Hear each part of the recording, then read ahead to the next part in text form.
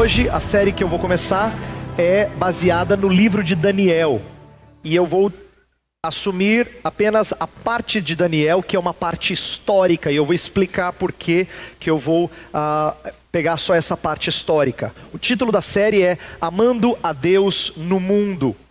Se você prestou atenção na condução da liturgia por parte do pastor Jailson, você deve ter notado que algumas vezes ele falou sobre os nossos pecados, os desafios de viver no mundo e não sermos seguidores de padrões não bíblicos. O que eu quero dizer com isso?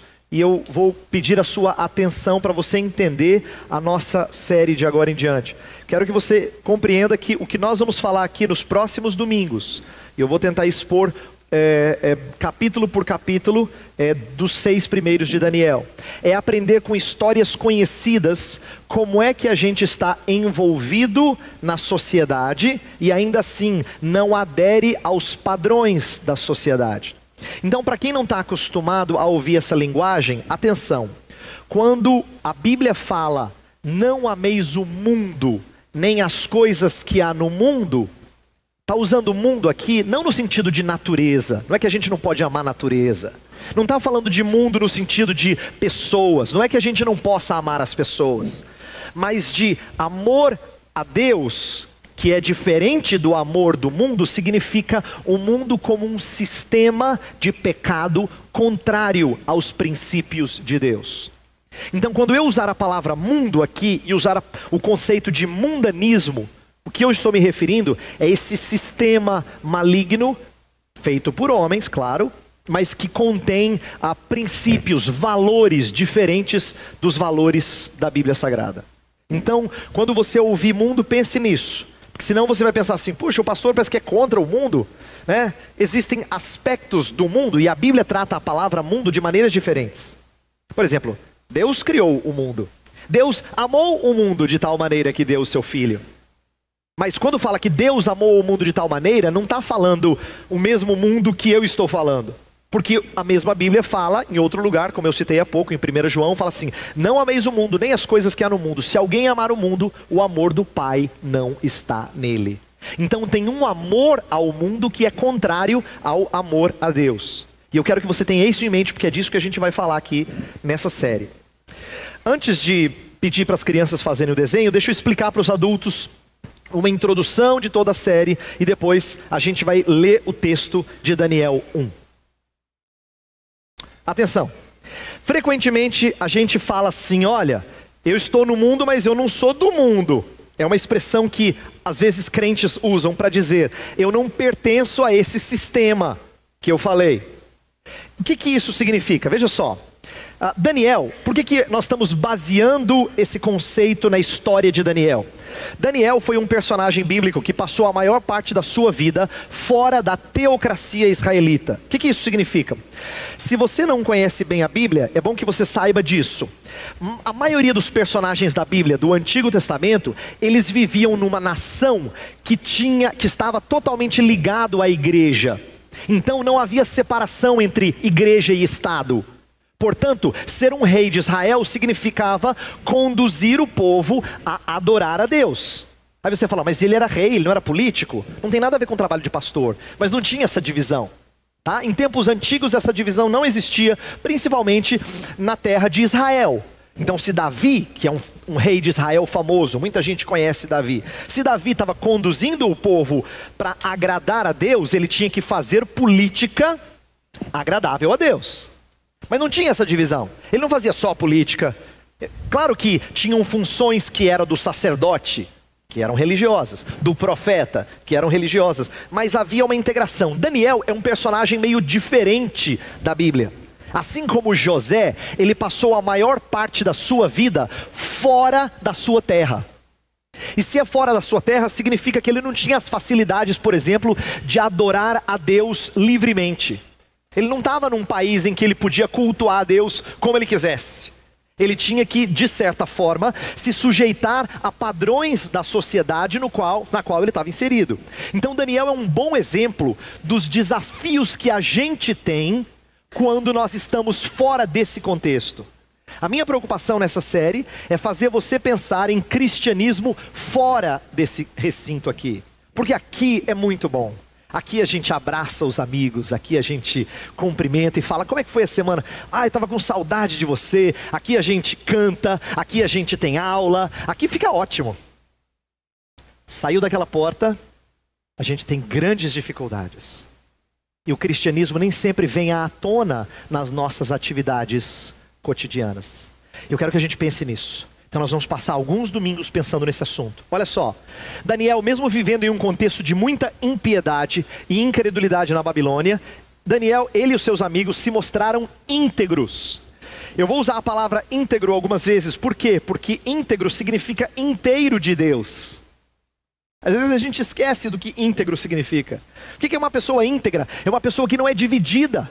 É uma pessoa que não compartimentaliza a sua vida, dizendo, esse pouquinho aqui é para Deus. Esse pouquinho aqui é para minha família. Esse pouquinho aqui é para o meu trabalho. Não. Você não tem que ser dividido assim. E então não ser do mundo, que é o caso de Daniel e dos seus amigos, que vão aparecer na nossa história, significa então você saber como se portar inteiramente para Deus. Nós também temos o desafio de andarmos por um mundo sujo e não nos contaminarmos. Esse é um desafio. É um desafio e não é fácil. Não é fácil nós caminharmos fazendo transações com gente que pensa diferente de nós. Trabalhando ao lado de gente que pensa muito diferente de nós. Muitas vezes sofrendo reveses, né? Por conta de gente que pensa diferente de nós e tem valores diferentes dos nossos. E nos colocam em situações difíceis. Então, a primeira coisa que a gente tem que lembrar é que o cristão, ele precisa não ser do mundo. Porém, o outro lado da questão é que ele está no mundo. E se ele está no mundo, o que isso significa? Olha só. A despeito de serem íntegros, Daniel e os seus amigos, os nossos personagens da história hoje, eles estiveram envolvidos na vida pública enquanto na Babilônia. Essa é uma coisa curiosa, porque alguns evangélicos têm um receio tão grande de se contaminarem, que preferem ficar no seu ambiente evangélico. A gente chama de gueto. E quando eles ficam no gueto, é uma maneira de se protegerem de se contaminarem. Só que não foi o caso de Daniel e dos seus amigos. Para eles não tinha escolha, eles estavam no mundo. Isto é, a sua fé não era válida apenas para questões individuais, mas era demonstrada no exercício de suas funções públicas, enquanto participavam ativamente de atividades ditas seculares. Deixa eu explicar o que eu quero dizer com essa frase. Eles estavam mostrando a sua fé não só em atividades particulares, mas inclusive em atividades públicas. Por que eu estou dizendo isso? Porque nós temos mais facilidade de entender cristianismo em atividade particular. Por exemplo, se eu chego e falo assim, olha, o cristão precisa ler a Bíblia e orar. Você fala, é verdade, precisa mesmo. Se eu falar assim, o cristão precisa amar a sua família. Você fala, não, verdade, pastor. Isso eu entendo. A gente está acostumado a ouvir recomendações. Não, o cristão tem que ser honesto. Ele tem que ser verdadeiro. Está acostumado a ouvir recomendações que dizem respeito à sua vida e prática individual. A sua maior dificuldade é entender em que sentido a sua fé está relacionada ao seu relacionamento na esfera pública. No seu trabalho, na sua cidadania, no contexto de negócios, no contexto de academia, de estudos. Essa parte é a mais difícil. A gente entende de cristianismo individual. A gente sabe o que significa ter fé em Jesus. Tanto é que, normalmente, um aluno cristão na universidade, ele estuda igual, pensa igual, muitos outros alunos. Academicamente, ele aprende as mesmas coisas, sem fazer discernimento, mas ele tem a sua fé. Você entendeu? Ele tem a sua fé. Significa que ela é privatizada. Ela vale para a vida individual dele. Ela não tem ligação com a esfera pública. Daniel e os seus amigos são diferentes, porque eles só vão ser colocados em situações em que eles têm que demonstrar sua fé na esfera pública. Então eu coloco ali embaixo, quer gostemos ou não, todos estamos envolvidos com atividades seculares. Todos. E o nosso desafio vai ser, como é que nós somos? Como é que nós estamos no mundo, mas não somos do mundo? E a maioria de nós peca em um dos extremos. Tem aqueles que pecam por se isolarem do mundo, porque eles não querem ser do mundo, eles se isolam, mas aí eles deixam de viver no mundo. Tem aqueles que pecam do outro lado. Eles estão envolvidos, eles sabem que eles têm que fazer coisas no mundo, mas eles se tornam do mundo, mundanos. Então, a grande pergunta da nossa série é essa aqui, ó. E é difícil. Como não ter postura monástica de espiritualidade? O que eu estou falando de monástica? Eu quero pensar em monastério, monge, freira, gente que no passado entendeu que ser limpo significava se isolar. E preferia para um retiro espiritual, por assim dizer. E não pense que isso aconteça só na igreja católica romana, acontece na igreja evangélica também. Gente que prefere se isolar, ficar no seu gueto. Como não ter uma espiritualidade assim, reclusa, não engajada, pior, de mente dicotomizada, em que ele tem o cantinho dele lá, mas ele trabalha porque ele tem que trabalhar. Ele se envolve na sociedade porque tem, ele vota porque tem, é obrigado. Mas ele não entende fé em conexão com essas coisas. Como é que a gente evita essa postura monástica de espiritualidade e não cai num cristianismo horizontal em que ações sociais são substitutas de vida com Deus? O que eu quero dizer aqui? Olha os extremos, para você prestar atenção. Tem aqueles que falam, não, eu tenho que ser espiritual, por isso que eu não posso estar envolvido nessas coisas.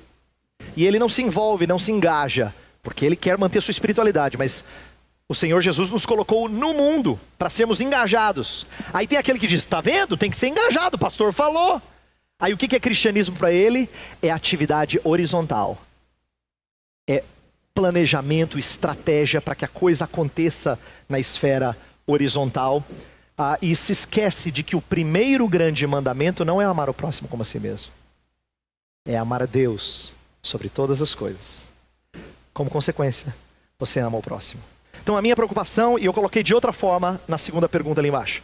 Como é que o cumprimento do mandato cultural deve promover amor por Deus? Mandato cultural é uma linguagem na nossa teologia que significa Deus nos deu ordens não só com respeito ao nosso relacionamento com Ele, que a gente chama de mandato espiritual, não só no nosso relacionamento com as outras pessoas, com o próximo, que é mandato social, mas Deus também deu responsabilidade sobre como é que nós cuidamos das coisas criadas.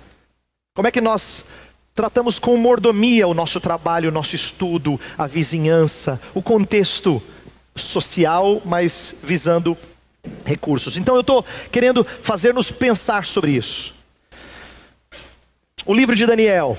O livro de Daniel tem uma parte histórica, capítulos de 1 a 6, e uma parte profética, apocalíptica, com visões sobre a vinda do Messias e o estabelecimento do seu reino, que é o capítulo 7 a 12. O livro, como um todo, é sobre o poder soberano de Deus sobre outros impérios e o triunfo do seu reino por intermédio do Messias. Nós vamos estudar só a primeira parte, tá? Nós vamos estudar só as partes 1 a 6. Por que eu quero estudar essa primeira parte? Então agora vem a minha explicação do porquê dessa série. Nós estudaremos a parte histórica entendendo que ela é a pequena história de alguns judeus dentro da grande história da redenção. A grande história da redenção é como é que Deus conduz o seu reino a triunfar sobre todos os reinos. Só que Ele me chamou para fazer parte dele. O que eu faço nessa grande história? Qual é a minha postura nessa grande história?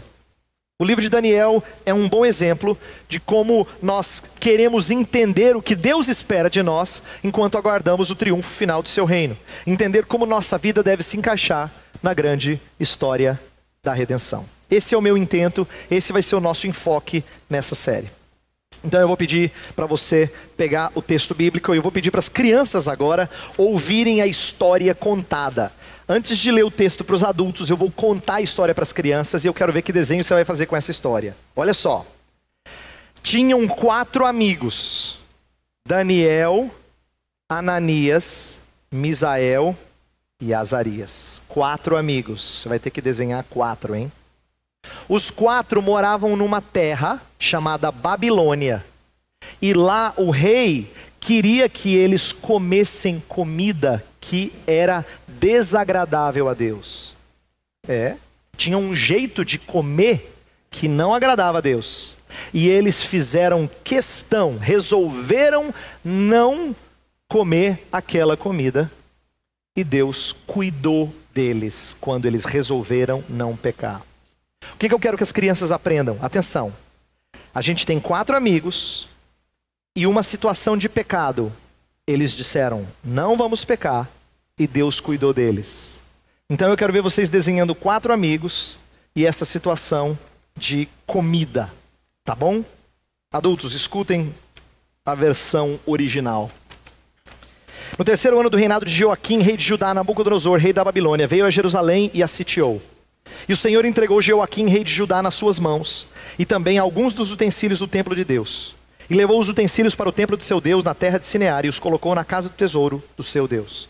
Então o rei ordenou que Aspenaz, o chefe dos oficiais da sua corte, trouxesse alguns dos israelitas da família real e da nobreza, jovens sem defeito físico, de boa aparência, cultos, inteligentes, que dominassem os vários campos do conhecimento e fossem capacitados para servir no palácio do rei. Ele devia ensinar-lhes a língua e a literatura dos babilônicos. O rei designou-lhes uma porção diária de comida e de vinho da própria mesa do rei. Eles receberiam um treinamento durante 3 anos e depois disso passariam a servir o rei. Entre esses estavam alguns que vieram de Judá: Daniel, Ananias, Misael e Azarias. O chefe dos oficiais deu-lhes novos nomes. A Daniel deu o nome de Beltesazar, a Ananias Sadraque, a Misael Mesaque e a Azarias Abednego. Daniel, contudo, decidiu não se tornar impuro com a comida e com o vinho do rei, e pediu ao chefe dos oficiais permissão para se abster deles. E Deus fez com que o homem fosse bondoso para com Daniel, e tivesse simpatia por ele. E apesar disso ele disse a Daniel: tenho medo do rei, o meu senhor, que determinou a comida e a bebida de vocês. E se ele os achar menos saudáveis que os outros jovens da mesma idade, o rei poderia pedir a minha cabeça por causa de vocês.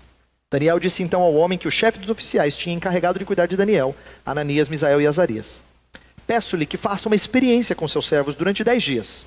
Não nos dê nada além de vegetais para comer e água para beber. Depois compare a nossa aparência com a dos jovens que comem a comida do rei, e trate os seus servos de acordo com o que você concluir. Ele concordou e fez a experiência com eles durante 10 dias. Passados os 10 dias, eles pareciam mais saudáveis e mais fortes do que todos os jovens que comiam a comida da mesa do rei. Assim o encarregado tirou a comida especial e o vinho que haviam sido designados, e em lugar disso lhes dava vegetais. A esses 4 jovens Deus deu sabedoria e inteligência para conhecerem todos os aspectos da cultura e da ciência. E Daniel, além disso, sabia interpretar todo tipo de visões e sonhos. Ao final do tempo estabelecido pelo rei, para que os jovens fossem trazidos à sua presença, o chefe dos oficiais os apresentou a Nabucodonosor. O rei conversou com eles e não encontrou ninguém comparável a Daniel, Ananias, Misael e Azarias, de modo que eles passaram a servir o rei. O rei lhes fez perguntas sobre todos os assuntos nos quais se exigia sabedoria e conhecimento, e descobriu que eram 10 vezes mais sábios do que todos os magos e encantadores de todo o seu reino. E Daniel permaneceu ali até o 1º ano do rei Ciro. Deus honra os que não se contaminam. Vamos pensar sobre essa história conhecida, mas que não é só história de gente pequena, é para gente grande também. Deixa eu começar destacando que Daniel e os seus amigos estão num contexto bastante inóspito. Um contexto que não ajuda. Um contexto que dificulta a ideia de você poder viver a sua fé. Porque se você chegasse para mim e dissesse assim: pastor, agora eu estou tranquilo, eu trabalho numa empresa evangélica. Agora eu tenho só patrão evangélico, eu só tenho colega evangélico. Agora, talvez você tivesse um pouquinho mais de tranquilidade, mas essa não é a realidade da maioria. E eu nem vou dizer que trabalhar no contexto evangélico sempre é o melhor das situações, tá? Mas eu quero dizer o seguinte: a maioria de nós está num contexto bem inóspito, bem desfavorável. Você pode perceber mais ou menos, mas o contexto não favorece. Nabucodonosor tinha feito o quê? Ele era o rei da Babilônia que tinha destruído as nações da época, e ao vencer uma batalha importante contra o Egito em Carquemes, ele se tornou o grande poder da época. A Assíria já tinha caído, o Egito, que era o possível próximo reino, caiu, agora ficou a Babilônia. Então a Babilônia passou a fazer o quê? A controlar as terras, e uma das coisas que ela fez era pegar riquezas e pegar o melhor material humano de lugares diferentes. E Judá não foi diferente. Judá teve as riquezas do templo tomadas e o futuro promissor tomado. Os jovens como Daniel, Ananias, Misael e Azarias foram para lá para serem treinados e serem funcionários da Babilônia. Eles iam trabalhar no governo babilônico agora. Eles estavam sendo treinados para isso. Ao fazer isso, você percebe que eles não estão num contexto fácil. Eles são cativos que agora têm que trabalhar para o governo inimigo. Isso é bastante inóspito. Não favorece praticar e viver sua fé. O contexto de cativeiro babilônico, então, proporcionava a Daniel e seus amigos novos desafios, com exigências impostas pelo mundo. O final do verso 4, que a gente leu, fala que eles deveriam ser treinados na língua e na literatura dos babilônicos. E a gente vai ver que existe uma série de desafios em relação a isso. Ser treinado numa outra cultura significava absorver os valores dessa cultura. Então eles têm desafios grandes. Eles vão ter que aprender a estar no mundo, mas não ser do mundo. Nós também vivemos como peregrinos em meio a padrões de vida mundanos ao nosso redor. Em 1 Pedro 2, versos 11 e 12, que está aí, é um texto muito precioso em que Pedro fala assim: rogo a vocês que são forasteiros, peregrinos, que vocês não se sujeitem às paixões mundanas. O que Pedro está dizendo? Ele não está dizendo para a gente pegar uma nave espacial e sair do planeta. Você não sai do mundo. Jesus mesmo orou: não peço que os tires do mundo, mas que os guardes do mal. O que Pedro está falando nessa passagem é que sejam guardados do mal. Nós somos forasteiros. O que isso significa? Se você tem feito dessa vida, das coisas que você tem, o seu amor permanente, você está com o coração na coisa errada. Por quê? Porque aqui nós somos só forasteiros, só peregrinos, estamos de passagem. É isso que o texto diz. Nosso desafio é não dicotomizar nossa vida, mas integrá-la. E aqui eu quero usar uma analogia muito boa que eu aprendi num livro alguns anos atrás. A ideia é de que muitos de nós vivem trabalho ou estudo e igreja de maneira dicotomizada, separada. Não é que a gente faz bobagem no trabalho e na igreja. Não, a gente é correto. Mas não tem muita conexão. Igreja e segunda a sábado. Domingo e segunda a sábado parecem tão separados que você faz o quê? Você vive que nem imigrante. Deixa eu explicar. Sabe o que é o imigrante? É aquele que vai para um outro país e ele tem que aprender uma outra língua, tem que se adaptar a uma outra cultura, só que ele só se adapta a outra cultura e fala outra língua quando ele está fora de casa. Porque o imigrante, por natureza, é aquele que quando volta para casa, ele fala a língua dele, ele come a comida dele, ele curte quem ele é originalmente. O problema do imigrante não é que necessariamente ele esteja preservando as suas raízes. Isso não é problema. O problema é que o mundo dele é muito separado. Aqui, ele é brasileiro, ele come feijoada, ele fala português. Mas fora, ele fala a língua do país onde ele está, ele tem outros costumes, ele tem outra postura. Sabe o que acontece? É tão separado que o que está fora não entra e o que está dentro não sai. Por isso que a postura ideal é do missionário. O missionário é aquele que quando vai para outra cultura, ele precisa se adaptar a outra cultura. Então ele passa a se vestir como os de fora. Ele tem que comer as comidas de fora. Mas ele não pode só fazer o que está fora entrar dentro de casa. Ele tem que fazer a sua fé sair para fora de casa, para dentro do mundo. O grande papel do missionário é aquele que consegue engajar-se na cultura de tal forma que ele não tem problema em se vestir, em comer, em adaptar-se aos costumes do país onde ele está. Mas ele está lá por uma causa. Ele quer que a fé da sua casa saia para além da sua casa. A sua vida é integrada. Ela não é diferente aqui que ela fora. E eu quero que você pense nesse contexto inóspito e no desafio de viver de maneira integrada. Veja a preparação na cultura. O verso 5 diz que eles tinham que ser treinados durante 3 anos. Olha só, o final do verso 4 fala que eles foram ensinados a língua e literatura dos babilônicos, e o rei designou uma porção de comida, e eles deveriam receber um treinamento durante 3 anos. Isso aqui é interessante. Você tem que entender que Nabucodonosor está usando uma estratégia. Nabucodonosor não é tolo. Ele é um rei de um grande império. E ele sabe que se ele não quer que os subordinados dele se revoltem contra ele, ele precisa começar a mudar a cabeça dos seus subordinados. Então, a melhor estratégia é deletar identidade. Quando você começa a apagar a identidade daqueles que estão cativos seus, então a chance de se revoltar é menor. Quando as pessoas começam a amar Babilônia e não o seu país de origem, aí não tem mais razão para revolta. Então ele tem que fazê-los amar Babilônia e mudar a sua identidade. Então o que ele fez? Ele trouxe jovens, os melhores, os mais competentes de vários lugares, inclusive de Judá, e disse assim: nós vamos dar um treinamento na Federal da Babilônia.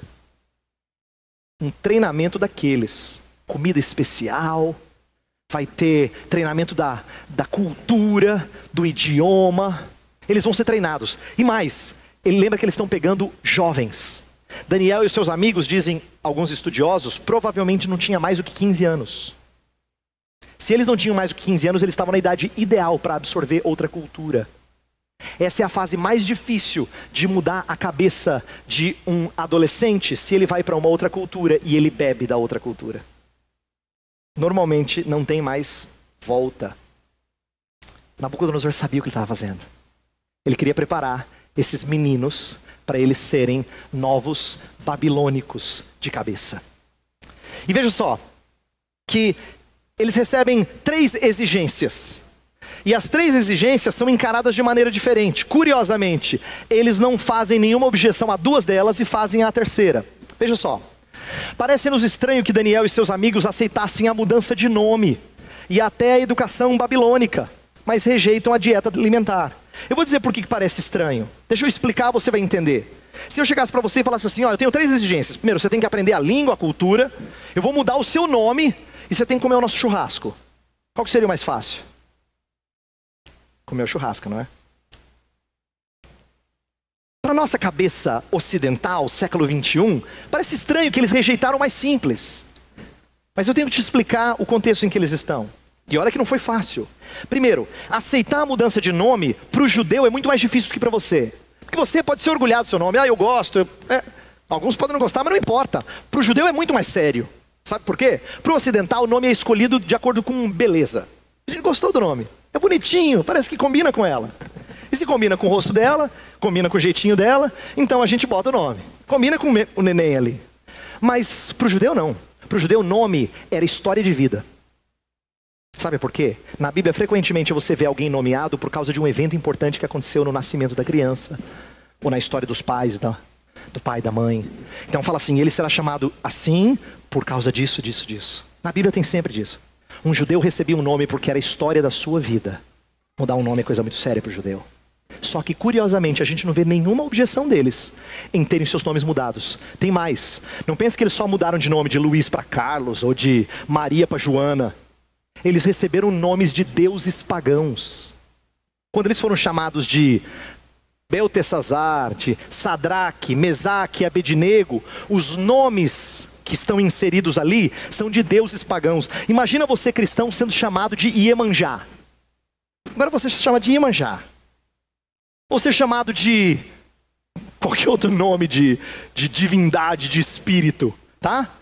Não é uma coisa muito agradável, mas eles aceitam isso. Isso que surpreende. Eles aceitam porque eles estão num contexto inóspito. Um contexto difícil, em que eles não podem fazer escolhas. Então eles aceitam. Eles também aceitam a educação babilônica. E a educação babilônica, não pense assim que é só estudar na Federal e fazer cálculo e fazer literatura e dizer assim, tá tudo bem. Não, sabe por quê? Em épocas antigas não tinha separação entre ciência e religião. Ciência era misturado com religião. Quando o babilônico estudava astronomia, junto disso estava astrologia. Porque para ele, estudar ciência não era separado de estudar o significado por detrás das coisas. Então eles estudavam a ciência dos astros, mas eles davam um sentido religioso a isso. Portanto, Daniel e os seus amigos estavam no meio de um contexto bastante pagão, de magia, de coisas bem diferentes do que eles estavam acostumados a aprender. E no entanto, a gente não vê nenhuma objeção deles em relação a isso. Não é curioso? Eles estão recebendo uma educação totalmente contrária aos valores e às crenças deles. Eles tiveram seus nomes mudados para ter nome de deuses pagãos. E não há nenhuma objeção. No entanto, eles não aceitam comer a dieta do rei. Por quê? A razão? é que só o último era desobediência explícita. Só o último, só o comer a comida do rei quebrava a lei de Moisés. Porque os babilônicos não tinham as regras alimentares que Deus havia dado, de comer certos tipos de animais e outros não, de drenar o sangue da carne e não comê-la sanguinolenta. Eram algumas regras que Deus havia dado e os meninos não queriam quebrá-la. Além disso, a refeição babilônica sempre estava atrelada à religião. As carnes eram oferecidas a deuses. Então participar de algumas refeições seria participar de idolatria. E eles não queriam isso. Portanto, eles rejeitam essa última coisa, mostrando-se íntegros. Eu quero que você entenda que esse desafio que eles têm, nós também temos, entre discernir o que pode e o que não pode, o que eu tolero e o que eu não tolero, o que é aceitável e o que não é aceitável. E uma primeira dica para você pensar é que as coisas que estão ao nosso redor, mas que não envolvem quebra de princípios, às vezes têm que ser toleradas. Mas aquilo que mexe com o nosso interior e quebra de princípios bíblicos, elas jamais podem ser toleradas. Deixa eu explicar um pouco disso. A sociedade ao nosso redor, aquilo que eu falei que chama mundo na Bíblia, esse sistema de pecado contrário aos princípios da Bíblia, eles querem mudar a sua cabeça. Toleramos, seja na escola, na empresa, conviver com um certo grau de impiedade que não afete o nosso interior. Se é mudar de nome, tudo bem, eu vou ter nome estranho, de pagão. Se é para estudar na Federal da Babilônia e ouvir muita bobagem, eu vou fazê-lo. Mas não me peça para transgredir a lei de Deus, porque isso envolve o meu interior. A estratégia do mundo, porém, é de conduzir você a pensar com os mesmos padrões que eles pensam em coisas que aparentemente não são pecaminosas. E agora vai algo que eu quero chamar a sua atenção. Quando eu falo de coisas que afetam o seu interior, não pense somente em coisas que são obviamente erradas. Não, pastor, eu nunca menti.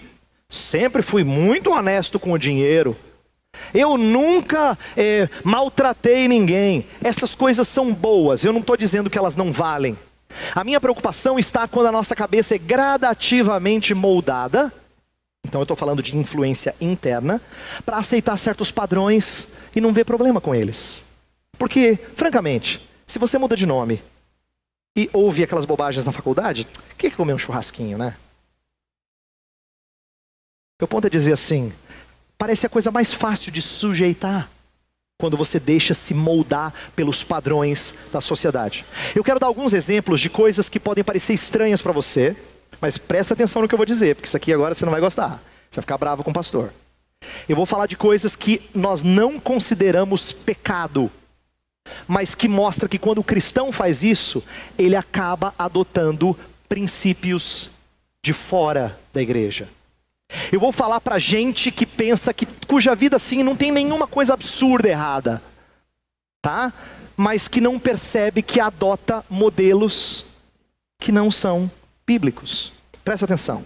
Eu vou dar alguns exemplos rapidamente. Primeiro, jovens crentes muitas vezes têm um namoro bem parecido com jovens descrentes. A questão do contato físico para muitos evangélicos é assim, ó, presta atenção. Eu posso beijar, eu posso abraçar, eu posso curtir fisicamente tudo, eu só não posso dormir com ela. Alguns o fazem, mas os que não o fazem acham que estão bem. Quando na verdade quem é casado sabe que o beijo e o abraço é um preparativo muito gostoso e precioso para ter intimidade com o casal. O que eu quero dizer é o seguinte, o jovem ele é treinado a dizer, eu posso fazer bastante, eu só não posso fazer o finalmente. Então ele tenta cortar e muitas vezes ele não consegue. Não foi feito, preparação não foi feito para ser cortada na preparação. É lógico que eles não conseguem. E os que conseguem se orgulham, como se tivessem feito algo santo, quando na verdade é o desejo de tirar a casquinha até onde pode. Essa mentalidade não é uma mentalidade cristã.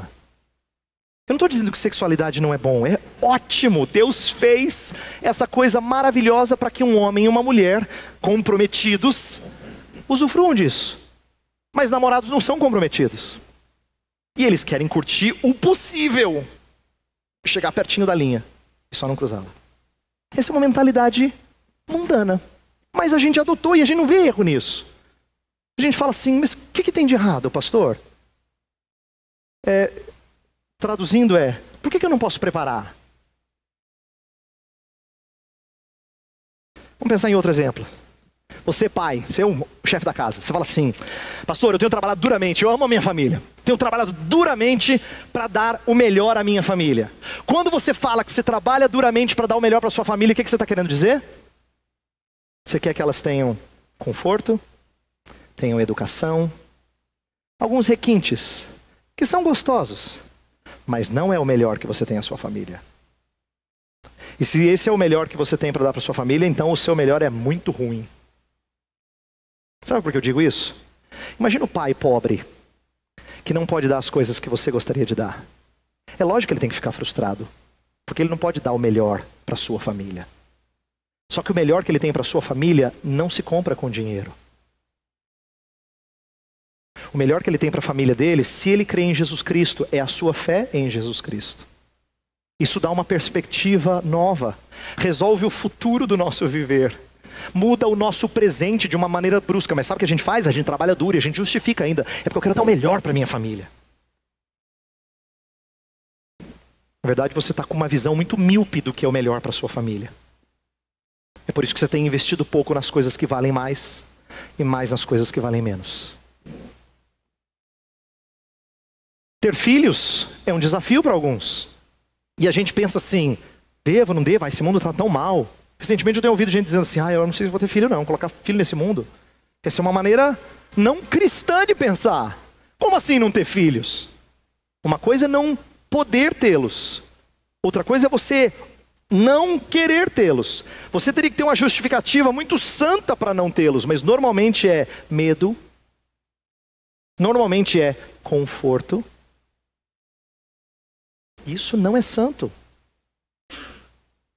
Tanto é que a gente normalmente fala de filhos em termos de preço ou de conforto. Quando você fala assim, ter mais um filho, por que isso é difícil? É uma decisão difícil para muitos de nós. Porque a gente pensa assim, nossa, eu não vou conseguir dar o melhor para minha família. Está vendo o segundo ponto? Será que pagar a faculdade é uma coisa cara, pastor? O senhor não está nessa fase ainda. Você vai chegar lá.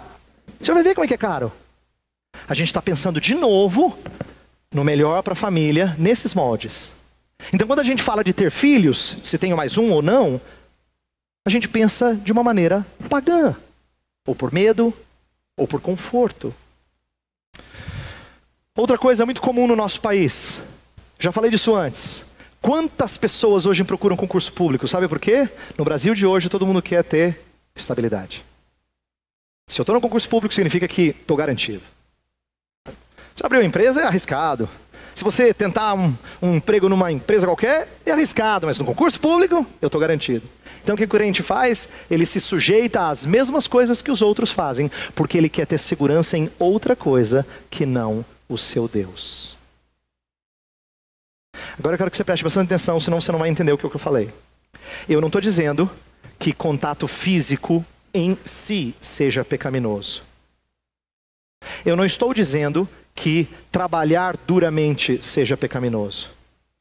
Eu não estou dizendo que não ter filhos ou ter poucos filhos é pecaminoso. E nem estou dizendo que passar num concurso público é pecaminoso. O que eu estou dizendo é quando a gente busca essas coisas pelas mesmas razões que os homens que não conhecem a Deus buscam. Aí é pecaminoso. Aí você está com a mente moldada do jeito que o mundo quer. Você pensa igualzinho a eles. Eu penso igualzinho a eles se eu faço isso. Eu quero que você atente para isso. Sabe por quê? A maioria de nós que cresceu em igreja evangélica foi acostumado a pensar que mundanismo, ser mundano, é algum tipo de coisa que a gente faz. Não é. Mundanismo não é um tipo de atividade. Mundanismo é como você faz toda e qualquer atividade. Mas com que cabeça? Com que referencial? Qual é a sua orientação religiosa? Veja só, mundanismo não é composto de certas atividades, como alguns crentes diriam, jogar, dançar, algum tipo de arte ou alguma diversão. Não é isso necessariamente que é pecaminoso, mas a corrupção de todas essas coisas. Todas elas podem ser feitas pecaminosamente. E até as coisas mais limpas, aparentemente, podem ser feitas pecaminosamente. Não podemos ter uma visão gnóstica da ética, que divide a vida em coisa ruim e coisa boa para se fazer. Uma visão gnóstica significa repetir o erro de hereges do passado, que diziam que tudo que era material era ruim e o que era espiritual era bom. Errado. Você pode fazer uma coisa espiritual muito negativa, muito ímpia, muito pervertida, aparentemente espiritual. Assim como nem tudo que é material é ruim. O ponto não é designar, essa parte que é ruim, tá? Você não pisa lá. Mas essa parte que você pode fazer à vontade. Não é, como é que você faz qualquer atividade da sua vida? Qual é a orientação do seu coração? O pecado não está em ter prazer nas coisas criadas, mas em usá-las indevidamente. Essa frase eu tirei de um livro do Michael Horton chamado Cristão e a Cultura, e eu achei genial. Porque o crente tinha que começar a pensar assim. E eu quero que vocês pensem assim. Olha só. É bem possível ser totalmente corrompido pelo mundanismo, até mesmo quando estamos enfurnados no gueto cristão. Nossa música, literatura, escolas, rádio, televisão e igrejas cristãs podem tornar-se portadores do vírus do mundanismo, sem que tenhamos que nos incomodar com o mundo. O que essa citação está dizendo é que você pode estar dentro da igreja e ser muito mundano. Basta que você pense em fazer as coisas com padrões mundanos. Pastor, mas eu não faço nenhum tipo de música que não seja do Senhor. Mas é possível que seja uma música chamada evangélica que seja mundana. Não, pastor, eu não assisto coisa que não deve. Mas é possível que você assista algumas de maneira indevida. Meu ponto é dizer que eu não quero que você se preocupe só com as coisas que são explicitamente erradas. Eu quero que você perceba com que cabeça você faz cada uma das coisas que você faz, cada atividade. Na história de Daniel, a gente vê o cuidado de Deus respondendo à sua integridade. Olha só, no versículo 8, Daniel resolve não pecar. Verso 8, Daniel, contudo, decidiu não se tornar impuro com a comida e com o vinho do rei.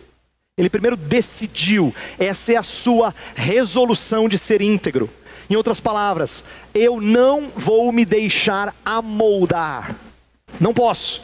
Eu posso receber até nome, não vai mudar minha identidade. Eu posso ir até para a faculdade da Babilônia, não vou mudar minha identidade. Eu não vou abrir mão da maneira como Deus me moldou.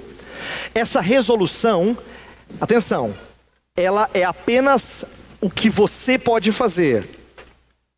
Mas Daniel, como você, não pode fazer isso acontecer. Por isso que o mesmo verso 8 fala assim: Daniel resolveu no seu coração, ele decidiu, e depois ele pediu para o superior dele. Porque tem coisas que escapam do nosso controle. Tem coisas que escapam do nosso controle. Então ele pediu. Ele não estava na época em que ele podia pedir para ser demitido. Você pode, ele não podia. Cativo não é demitido, sabe? Ou você obedece ou você morre. Então ele pediu. A segunda parte do verso 8 fala que ele pediu ao chefe dos oficiais permissão para se abster deles. E Deus atendeu. Agora, antes de falar que Deus atendeu, presta atenção. Ele pediu para o chefe não contaminar-se. Sabe o que eu achei fantástico dessa frase? Ele não deu desculpas. Ele não falou assim: eu não vou comer do churrasco com vocês porque eu tenho um problema de estômago, sabe? Será que poderia... Às vezes a gente tem medo de nossas posturas, então a gente arranja um jeito de dizer do porquê não pode fazer. Você não gosta, você está incomodado, mas é meio estranho falar assim que é contra a sua fé. Então o que você fala? Não vai dar para eu estar na empresa no domingo. Não posso, eu tenho um compromisso. Um compromisso aí. Seu chefe nem sabe que você vai na igreja. Você nunca falou dessas coisas. Você não pode fazer certas coisas porque na verdade você sempre usa desculpas. Você não diz o porquê que elas estão erradas, porquê que você é contra. Eu não posso fazer desse jeito que o Senhor está me mandando cumprir a sua ordem. Por quê? Porque eu acho que não vai dar certo. Olha que pragmático. A gente tem medo e às vezes dá desculpas. Eu quero que você entenda que nosso testemunho é falho quando ele não é acompanhado das razões do porquê fazemos ou não fazemos alguma coisa. O seu testemunho é falho. O que Deus faz? Deus abre as portas e Deus deixa que eles experimentem a dieta alimentar de alguns legumes e água. Agora atenção para o próximo slide. Deus é muito bondoso. Por quê? Porque a sua providência, o cuidado de Deus, a maneira como Deus abre portas ou não, às vezes opera de maneira ordinária, comum, e às vezes extraordinária. Quando eles pedem para ser experimentados 10 dias de legumes e água, não pense que era uma dieta fantástica do livrinho que ele comprou na livraria, aquele que fica na frente assim, 10 dias de legume e água e sua pele ficará como de um bebê. Não é isso. Judeu também comia carne, ele não era vegetariano. Mas eu creio que alguma coisa extraordinária deve ter acontecido ali, para que Deus honrasse a integridade daqueles meninos e permitisse que o resto dos 3 anos eles não quebrassem o mandamento e eles pudessem comer apenas aquilo que está dentro do esquema. Isso significa que Deus fez alguma coisa extraordinária acontecer naqueles 10 dias, que quando olharam para eles falaram: ó, gostei, o que você está passando na pele? Alguma coisa extraordinária aconteceu. Deus honrou a fé daqueles moços. Tiveram um tratamento diferenciado durante os 3 anos. Deus honrou sua conduta incontaminada, íntegra, e lhes faz destacar sobremaneira. O que acontece no final do texto? Eles são chamados por Nabucodonosor. Nabucodonosor diz: olha, esses moços estão mais belos e são mais inteligentes. Eles receberam treinamento lá na Federal da Babilônia. 3 anos, estudaram. Só que como eles tinham uma cabeça cristã, eles apropriaram de tudo aquilo que era conhecimento humano e eles moldaram de acordo com o referencial que eles tinham recebido. É por isso que eles eram mais inteligentes. A cosmovisão deles era melhor, é coerente, bate com o do Criador.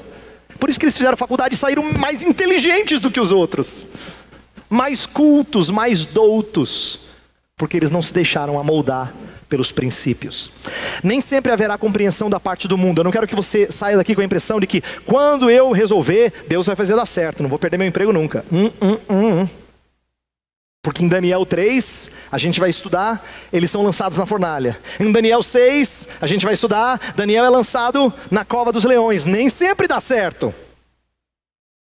Tá? Nem sempre tudo sai bonitinho. Nem sempre o final parece feliz aos nossos olhos. No entanto, Deus sempre fará o seu testemunho ecoar. E a gente vai ver como é que Daniel e os seus amigos vão testemunhar em meio a esse mundo mau. Eu queria fazer uma última aplicação e terminar. Eu queria que eu dar alguns exemplos sobre fé e trabalho e vamos orar para que Deus nos ajude a pensar de maneira mais integrada. Atenção, olha a pergunta que eu faço. Somos profissionais que são cristãos, fé anexada à vocação, ou cristãos em nossa profissão, fé transformando a vocação? Eu quero que você pense no seguinte: a maioria de nós conhece profissionais cristãos. Você é um, mas você conhece outros. Sabe o que é um profissional cristão? É aquele que ele é profissional, mas ele também vai na igreja. Ele é cristão, muito sério, muito sério. Mas não é disso que eu estou falando. Isso está cheio, ó, um monte. Eu estou falando assim, quantos você conhece que na sua profissão é diferente do resto dos seus colegas? Porque ele é cristão. Aí você vai falar: pastor, eu sei. Sei do que o senhor está falando. Não sabe não. Porque você está pensando assim: ele é muito ético. Ele é muito correto. Ele não faz o que é errado. Isso você já sabe. E se você já sabe, eu louvo a Deus por isso. Mas tem mais do que só ser ético. Eu queria que você passasse a pensar sobre como é que a minha fé não é como uma peça de Lego que se conecta a outra peça de Lego chamado trabalho.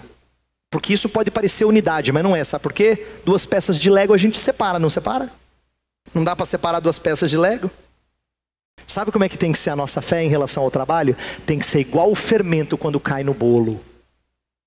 Quando a mamãe coloca fermento no bolo, o que acontece? Dá para tirar o fermento? Não dá. Porque uma vez que o fermento cai no bolo, ele leveda toda a massa. ele permeia a massa. Eu dou 2 exemplos aqui, a gente poderia pensar em outros. O que um evangélico pensa ser médico para o Senhor? Ele fala assim, não, eu sou um médico para a glória de Deus. Que bênção! Médico para a glória de Deus, muito feliz que ele quer ser médico para a glória de Deus. Mas o que normalmente é médico para a glória de Deus? Nas férias ele vai para o campo missionário e ele vai oferecer os seus serviços de médico. Por que isso ainda é dicotomizado? Porque ele não sabe como se portar nas decisões do consultório como cristão. Ele pensa que servir a Deus significa fazer algum trabalho voluntário. Enquanto que ele deveria pensar sobre as várias decisões que ele tem que fazer. E de ir contra o status quo, porque ele pensa a sua profissão como um cristão. Mesma coisa de quem é comerciante. Ele fala assim, pastor, eu quero abrir uma loja, mas eu quero que seja uma loja de Deus, pastor. O senhor vai lá fazer uma oração para consagrar? Aí chama lá o pastor, vai lá o pastor, faz a oração e consagra. Agora vai ser uma loja de Deus. E sabe o que acontece nessa loja de Deus? Todo mundo é muito honesto. Esse homem é sério, ele é crente. Ele é crente sério. E ele é tão sério que ele vai fazer estudo bíblico toda segunda-feira, na hora do almoço. Tem algum problema com isso? Atenção, não tem nenhum problema em orar na hora que a loja abre, em fazer estudo bíblico na segunda-feira, na hora do almoço. O problema é que isso continua sendo 2 peças de Lego, em que você conecta, mas você pode separar a hora que precisar. Agora, será que ele pensa em lucro como um cristão? Ou ele pensa como ele aprendeu na faculdade de administração? Quando ele abre a loja, será que ele pensa igual a faculdade de administração ensinou ele? Ou ele questiona os padrões que foram colocados porque a sua profissão é permeada pela sua fé? O que eu queria que você entendesse, e eu termino com essa frase, é isso aqui, ó. A sua fé tinha que permear o seu trabalho como fermento leveda toda a massa. Deveríamos sempre pensar sobre os valores que nossas atividades carregam. Conjugar, não. Integrar, sim. Você pode sair daqui e falar assim, pastor, gostei da mensagem. Gostei, de agora em diante vou começar a ler a Bíblia, orar mais. Que bom, graças a Deus por isso. Mas isso não vai necessariamente transformar o seu dia a dia. Eu vou terminar com uma ilustração e a gente vai orar. Eu estava falando sobre esse assunto há pouco tempo e uma mãe fez uma pergunta muito comum de mãe. Pastor, eu tenho adolescentes. Eu estou enfrentando dificuldades com os meus adolescentes. Eu não sei exatamente como tirá-los desse contexto mundano. O que eu faço? Eu já oro muito. Eu já tenho lido a Bíblia. E de vez em quando até leio a Bíblia com eles. Mas não tem funcionado tão bem. O que eu faço? Minha resposta para ela foi, olha, todas as suas atividades religiosas são boas, mas são pouco. Sabe por quê? Você está passando a imagem para eles de que a sua vida também é dicotomizada. Quando você pensa em educar criança, você está pensando em atividade religiosa. Atividade religiosa tem o seu lugar, mas não é só isso que é educar uma criança. Você assiste televisão de maneira cristã? Você planeja suas férias de maneira cristã? Você usa o seu dinheiro de maneira cristã?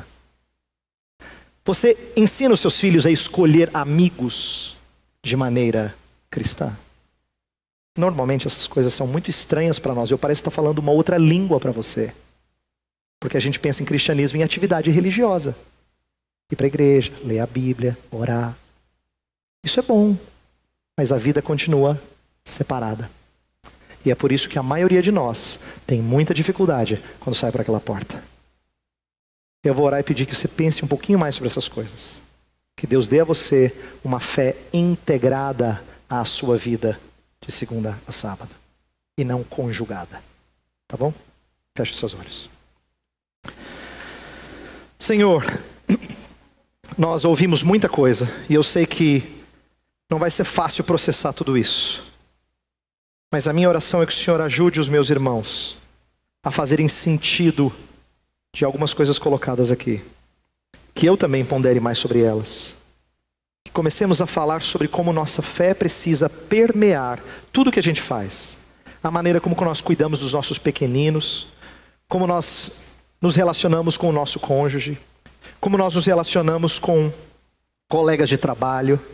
Os nossos alvos profissionais. Os nossos sonhos. pessoais inclusive. Tudo isso tinha que ser moldado pela nossa fé, Senhor. Mas nós nem sempre pensamos assim. Pedimos perdão, porque às vezes somos amoldados à maneira mundana de pensar. Que o Senhor nos ajude e nos dê uma maneira mais cristã, que renovados em nossa mente, não nos conformemos com este século. Nós oramos em nome de Cristo. Amém.